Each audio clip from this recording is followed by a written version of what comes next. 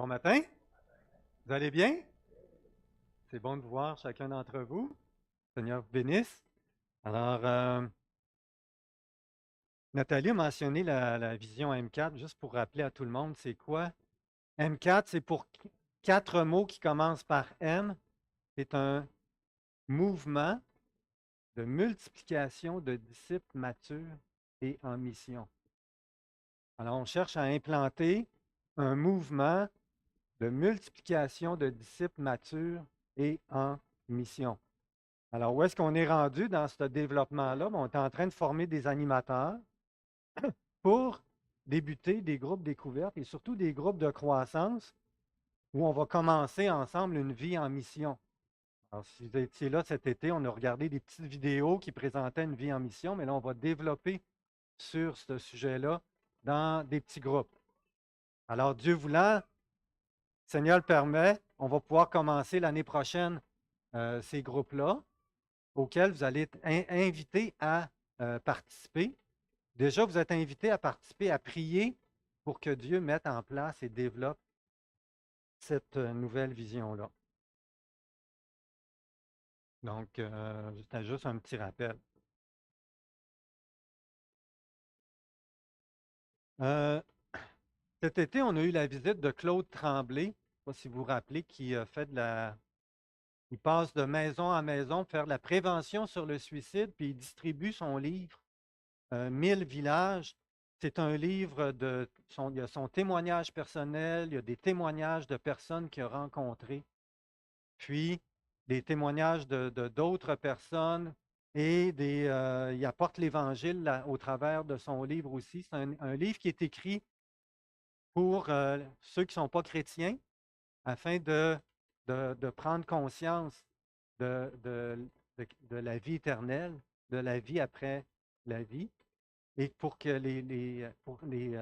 les intéresser à la personne de Jésus-Christ. Je l'ai lu, c'est très, très bien écrit. Ça se lit tout seul. C'est vraiment intéressant. Je l'ai beaucoup aimé. Et c'est pas un livre à garder pour soi, c'est un livre à donner à quelqu'un. Fait que Claude m'en a donné 6 copies.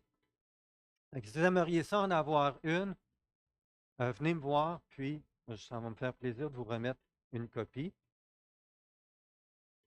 Pardon? Non, il me les a donnés. Il me les a donnés. Puis, euh, là, Claude, il ne revient pas parce qu'on est en train de rénover le sous-sol. Il couchait ici, lui et son équipe qui se couchait ici au sous-sol. Fait qu'il devrait revenir là, cet hiver dès qu'on va avoir terminé. Oui, Fernand?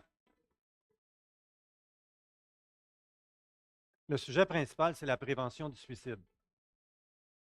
Donc, il y a beaucoup de témoignages qui sont en lien avec ce sujet-là, mais progressivement, il amène la perspective de l'éternité. Hein, parle du sujet de la mort, de l'éternité, de qu'est-ce que Jésus nous apporte.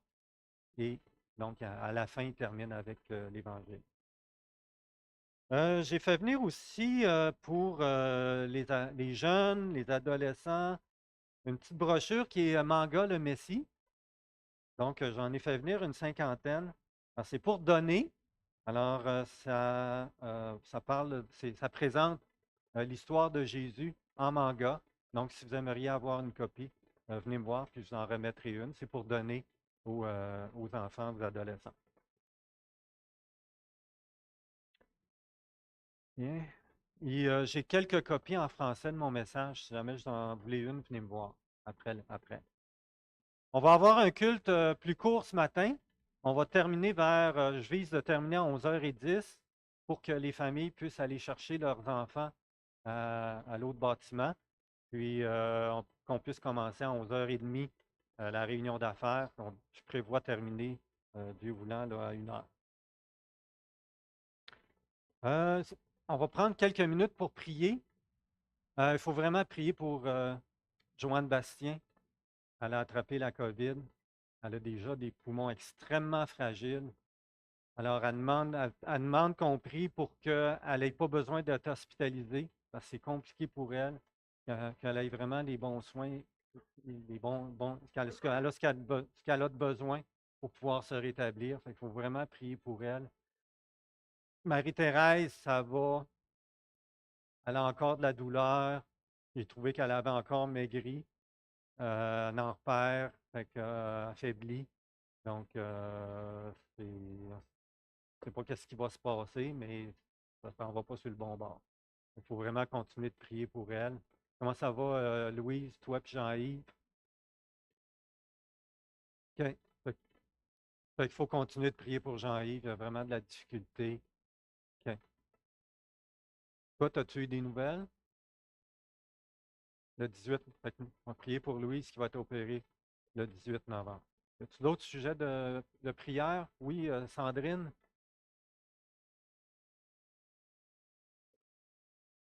Oui. Fait que prions pour la mère de Sandrine qui se fait opérer son cancer vendredi le 15. Oui. Oui, Christian.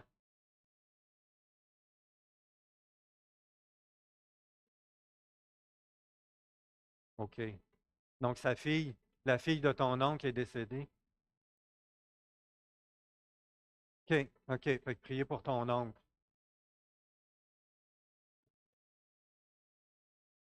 OK, OK. Donc, Raymond. Oui, OK, OK. Fait qu'on continue de prier pour Daniel, là, pour son traitement pour le cancer. Lise.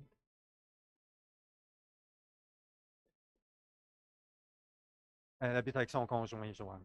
Oui. Tu peux demander à Ginette. Tu peux demander à Ginette ou à Monique, là, ils vont te donner plus de détails ou avec elle, là. Ouais. OK, on va prier. Fait que je demande à deux personnes de prier. Moi, je vais conclure.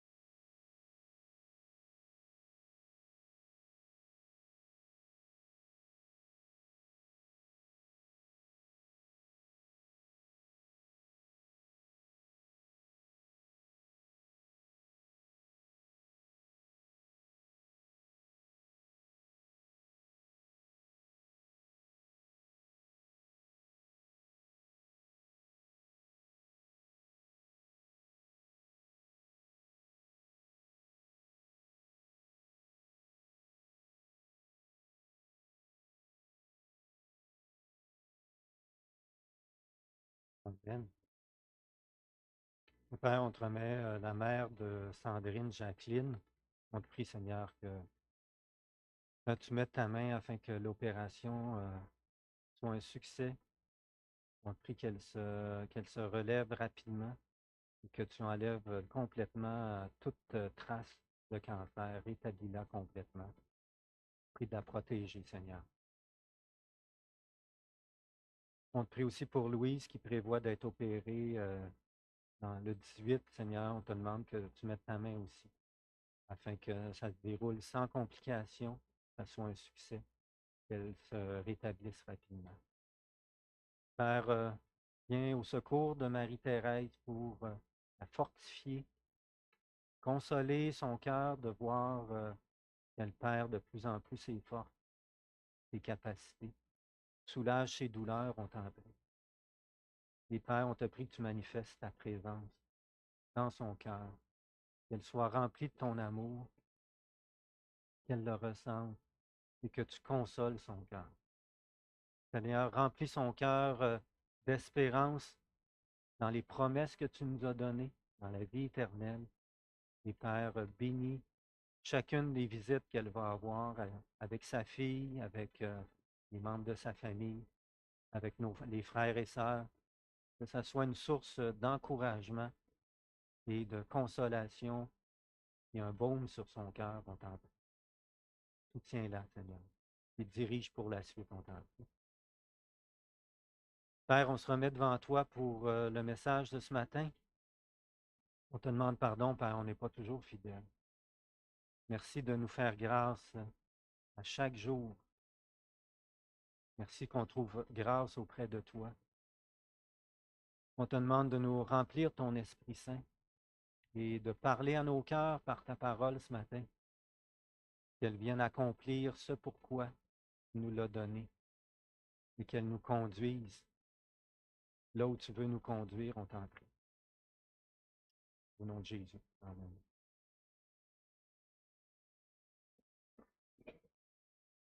Deux trains quittent la gare, suivent la même voie, et ils semblent se rendre à la même destination. Mais après une certaine distance, il y en a un qui bifurque à droite. Puis là, pendant un certain temps, ils sont côte à côte. Puis, il y en a un qui contourne une montagne sur la droite, sur l'autre flanc de la montagne. Et plus ils avancent, plus les deux trains s'éloignent l'un de l'autre. Vous êtes-vous déjà engagé dans un projet avec quelqu'un? Un projet que ce soit pour un voyage, un achat, une entreprise, un projet de vie? Puis là, vous engagez avec cette personne, elle vous dit oui, puis que vous prenez son oui pour un vrai oui, que vous allez faire un bout de chemin ensemble pour le projet, pour vous apercevoir en cours de route que l'autre hésite de plus en plus, trouve des excuses, puis commence même à se retirer en arrière, pour finalement vous rendre compte que il vous a dit oui, mais ce n'était pas un vrai oui. C'était un oui conditionnel à un paquet d'intérêts personnels, à divers intérêts personnels qui sont venus faire de plus en plus compétition au projet. Et là, la personne se retire de plus en plus du projet. Avez-vous déjà vécu ça? C'est décevant, hein? Mais c'est un peu le sujet de notre passage ce matin. Jésus entreprend son dernier voyage terrestre. Il est en route vers Jérusalem. Alors, dans Luc 9, 51, on lit: lorsqu'approchèrent les jours où il devait être enlevé du monde, Jésus prit la ferme résolution de se rendre à Jérusalem. Alors, c'est son dernier voyage. Ses disciples l'accompagnent et pendant qu'ils sont en route sur le chemin, évidemment, ils ont des discussions, ils ont des conversations. Et là, il y a Jésus, l'évangéliste Luc nous rapporte une conversation que Jésus a avec 3 de ses disciples. Alors le premier, dans l'évangile de Matthieu, où on a un texte parallèle, Matthieu nous dit que c'est un scribe qui pose, qui parle à Jésus. Et un scribe, c'est quelqu'un qui transcrivait les Écritures, quelqu'un qui était très connaissant, hein, de l'Ancien Testament, puis qui l'enseignait aussi aux autres. Alors il dit à Jésus, je te suivrai partout où tu iras. Là, Jésus lui répond comme pour dire, OK, jusqu'à quel point tu es sérieux dans ce que tu viens de me dire? Es-tu prête à me suivre partout? Es-tu conscient que je m'en vais mourir à Jérusalem? Il venait juste de leur dire à ses disciples, hein, au verset 44, quant à vous, écoutez bien ceci, le Fils de l'homme doit être livré entre les mains des hommes.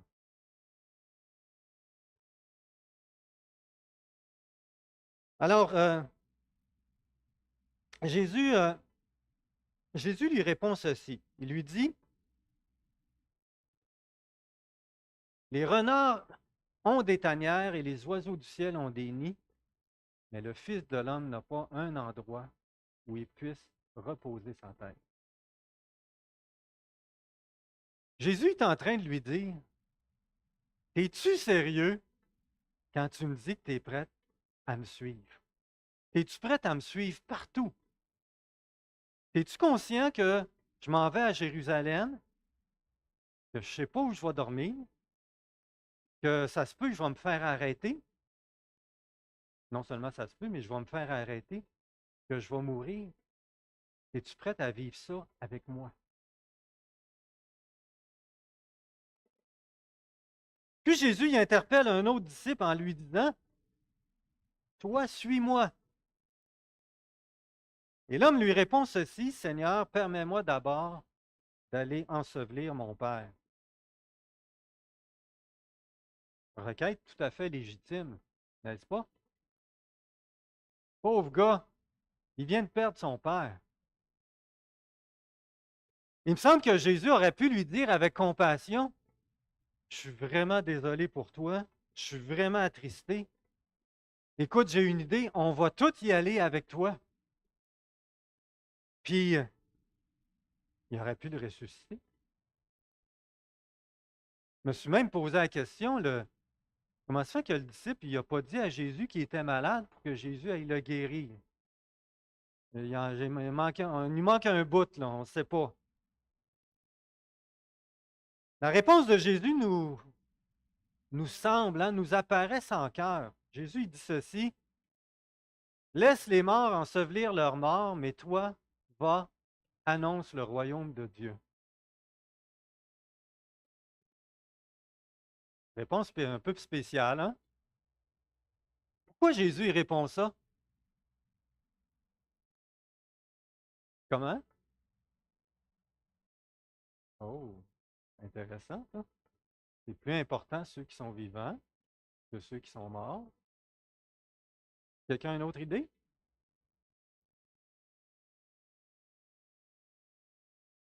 Je pense que ça visait pas mal à la bonne place, hein? Oui, Robert?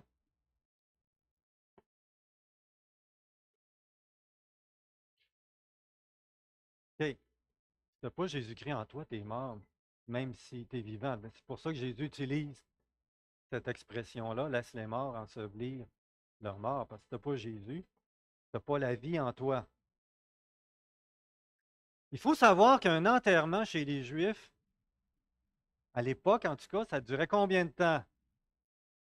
7 jours. Ça durait 7 jours. Qu'est-ce qui allait se passer dans ces 7 jours-là? Jésus s'en allait à Jérusalem. C'était sa dernière semaine. 7e jour, il allait être crucifié. Alors, ce que Jésus lui dit, ça revient à ceci. Si tu accordes trop d'importance aux choses d'ici-bas, autrement dit, si tu vas enterrer ton père, tu vas manquer. Tu sais, la dernière semaine, là, on a Jean 13 à 18 parmi les enseignements les plus importants de Jésus. Tu vas manquer tout ça, toi, là. Tu vas manquer mon arrestation, ma mort, mon enterrement, puis peut-être même ma résurrection. Alors, c'est comme si Jésus lui dit, tu vas manquer ce qui est le plus important. C'est quoi le plus important? C'est le royaume de Dieu. Annoncer le royaume de Dieu.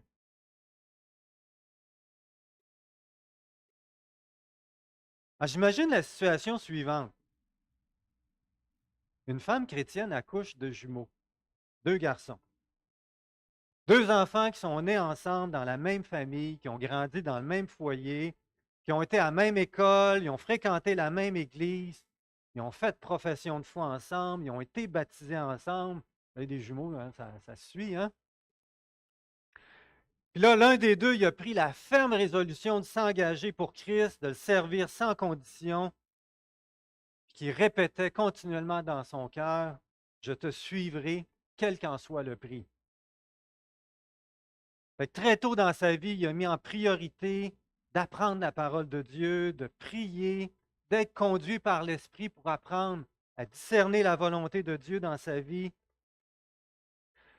Euh, Puis là, ben, il cherchait une épouse, fait qu'il a demandé à Dieu une épouse qui a foi en Jésus, mais qui aussi était engagée comme lui. Alors, il s'est marié avec une épouse qui avait le même désir de servir Christ. Ils ont eu des enfants qui ont grandi dans le Seigneur. Ils ont conduit des âmes à Christ et ils ont investi dans la vie de leurs enfants et de leurs bébés spirituels pour qu'ils deviennent eux-mêmes des disciples consacrés à Dieu. Ils ont servi ensemble dans leur église locale et leur vie a manifesté que Christ est leur priorité. Le second jumeau, il a pris la même résolution de s'engager pour Christ et de le servir, sous certaines conditions. Il s'est dit en son cœur, Jésus, je te suivrai, mais il a vite démontré qu'il n'avait pas les mêmes priorités que son frère jumeau. Il était tellement occupé. Sa Bible prenait la poussière, il priait qu'à l'occasion. Il ne se souciait pas d'être dirigé par l'Esprit pour être conduit dans la volonté de Dieu. Il a trouvé une femme chrétienne qui partageait sa foi, mais qui n'était pas aussi engagée que lui. Et ils ont vécu ensemble, ils ont eu des difficultés comme couple, ils ont eu plusieurs enfants, ça n'a pas été facile. Les exigences du travail, de la vie de famille, ont fait en sorte qu'il n'y avait pas beaucoup de temps pour Christ. Il était souvent fatigué, il avait besoin de repos, de vacances. Il y avait plein de travaux à faire. À la maison, le travail lui demandait beaucoup. Il est arrivé un temps où ses parents ont été malades, qui ont eu besoin d'assistance. Les enfants ont grandi, sont allés à l'université, et, il a dû faire de l'overtime pour les aider financièrement. Là, il avait hâte de prendre sa retraite, avoir plus de temps pour Christ. Mais à réveiller à la retraite, il y a eu différentes épreuves, différents problèmes de santé. Sa vie a témoigné qu'il faisait passer plein de choses avant Christ, avant l'appel de Christ à le servir. Son oui était un oui, mais un oui, mais. Auquel des deux jumeaux tu t'identifies le plus? Grande question, hein? Celui qui a dit, Seigneur, je te suivrai, quel qu'en soit le prix, ou au second qui a dit, Seigneur, je te suivrai, mais. Je vais vous mettre à l'aise. En ce qui me concerne, j'ai été les deux. J'ai commencé en Seigneur, je te suivrai quel qu'en soit le prix. Après ça, j'ai été une longue période où j'ai fait passer plein d'intérêts personnels avant, jusqu'à ce que je dise à nouveau, Seigneur, je te suivrai, quel qu'en soit le. Alors, deux jumeaux qui ont été sauvés par la foi en Jésus-Christ. Les deux ont fréquenté la même Église, les deux ont été convaincus de la suprématie, de l'excellence de Christ. Les deux ont goûté à la grâce, au pardon, à l'amour, à la paix, à la joie. Les deux ont entendu les mêmes prédications et ont chanté tous les deux de tout leur cœur, Jésus-Christ, Jésus, je te suivrai. Mais il y en a un qui c'est un oui sans condition et l'autre c'est un oui, mais.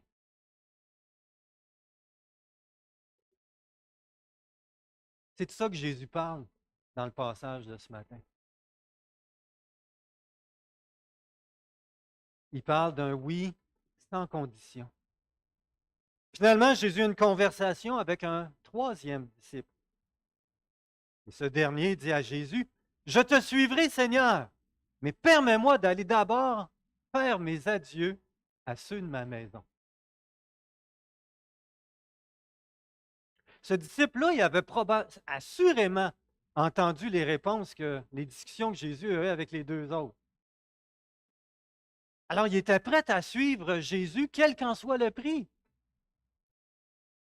Il était prêt à se consacrer, à annoncer le royaume de Dieu. Mais juste avant, il voulait juste aller dire au revoir à sa famille.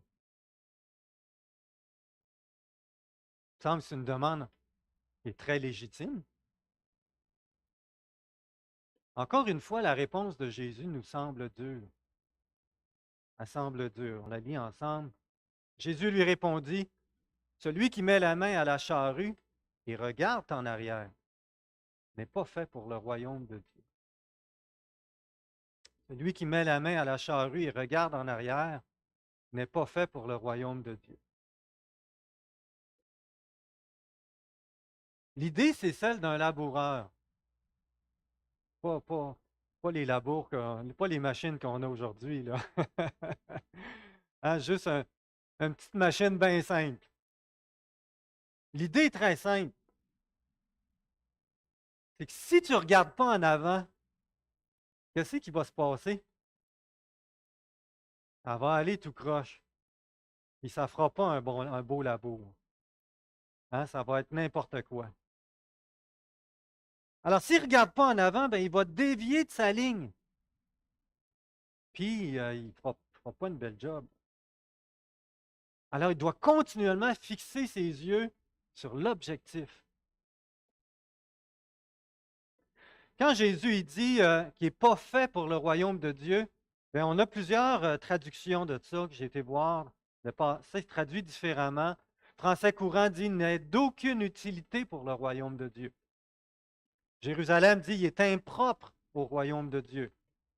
Second, il dit il n'est pas propre pour le royaume de Dieu. On peut comprendre différemment. Ce n'est pas dans le sens qu'il n'est pas propre, là, mais qu'il est impropre au royaume de Dieu. Alors, la Nouvelle Bible seconde dit il n'est pas bon pour le royaume de Dieu.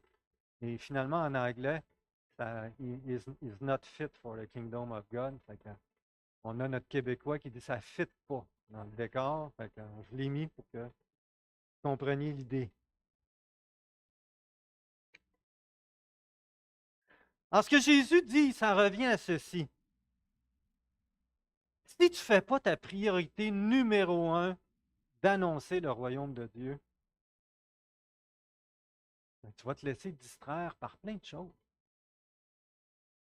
Ce n'est pas que les autres choses n'ont pas d'importance. Quoi qui est important, c'est bien notre famille. Mais ce que Jésus dit, c'est que le royaume de Dieu doit passer en premier. On a plein de choses qui nous tiennent à cœur, que ce soit notre famille ou plein d'autres choses. On doit avoir à cœur notre travail, on doit avoir plein de choses qu'on doit avoir à cœur.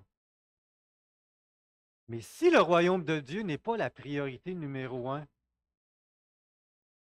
le danger, c'est que ces autres priorités-là, ces autres choses-là qui sont importantes, risquent de nous accaparer et nous éloigner de la priorité numéro un. Et ça, les raisons abondent, hein? Il peut y en avoir plein de choses qui nous accaparent et des choses qui sont bonnes. Alors, les raisons abondent. Et si notre oui est un oui mais, un oui conditionnel, eh bien, inévitablement, ces choses-là vont nous accaparer et nous détourner de l'appel que Christ adresse à chacun d'entre nous. Et c'est le genre de oui que Jésus veut éviter qu'il y ait.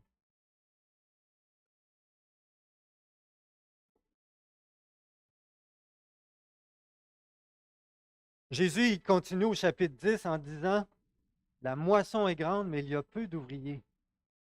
Priez donc le maître de la moisson d'envoyer des ouvriers dans sa moisson.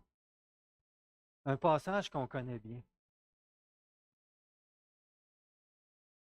Le point du texte de ce matin,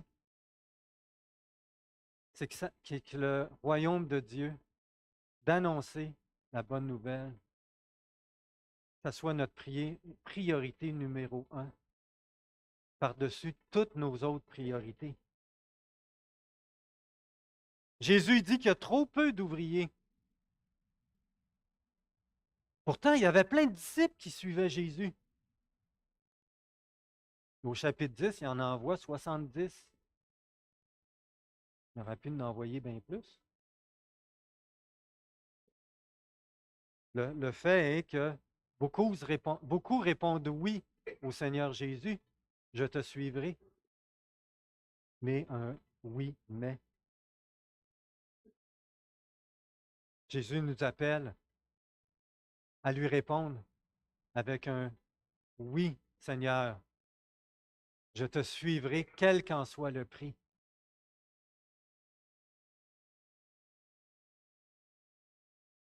Je vous disais à l'introduction, vous êtes-vous déjà engagé avec quelqu'un dans un projet, puis qu'en cours de route, vous vous apercevez que finalement, il délaisse, il est de moins en moins, il manifeste de moins en moins d'intérêt, puis il décroche. C'était pas un vrai oui, c'était un oui conditionnel à divers intérêts personnels qui sont venus en compétition avec le projet. Vous savez, chaque saison de vie peut avoir son lot d'intérêts personnels. Quand on est jeune, qu'on a 18, 20 ans, on se dit, hey, on a toute la vie devant nous. Puis là, ben, on a des intérêts personnels assez prioritaires. Hein? Se trouver une carrière, commencer un nouveau travail, se trouver un conjoint, une conjointe. Oh, c'est important, ça, là. Puis une fois on a trouvé, mais on débute une famille, on commence une nouvelle carrière, on veut acheter une maison, on a des rénovations à faire, on est occupé. Par la suite, les enfants grandissent, ils demandent quand ils grandissent. Ouais. Ma mère disait quand les enfants sont petits, on a des petits problèmes, puis quand ils grandissent, on a des grands problèmes. Mais on doit prendre soin de notre famille, puis on veut avoir une vie équilibrée. On va avoir des temps à prendre pour soi. Quand les enfants sont grands, bien, on a là encore d'autres priorités. Le travail demande beaucoup. Souvent, on a besoin de faire de l'overtime pour les aider dans leurs études ou les aider dans leurs propres projets. Puis, on commence à avoir des problèmes de santé. On se sent de plus en plus fatigué. On a hâte à la retraite pour en profiter un peu. Puis, arrivé à la retraite, bien, on doit prendre soin de nos parents. On a de moins en moins d'énergie. On est nous-mêmes malades. De moins en moins de capacité. Chaque saison de vie a son lot d'intérêts personnels et de conditions qu'on peut mettre au Seigneur. Alors, qu'est-ce que tu vas répondre au Seigneur? Ainsi va la vie, hein? Réalisez-vous que pour un grand nombre de chrétiens, qui vont passer leur vie à s'occuper de plein d'intérêts et qui n'auront pas conduit une seule personne à Jésus-Christ et qui ne se seront pas investis pour faire un disciple. Mais c'est ce que Jésus veut qu'il n'arrive pas.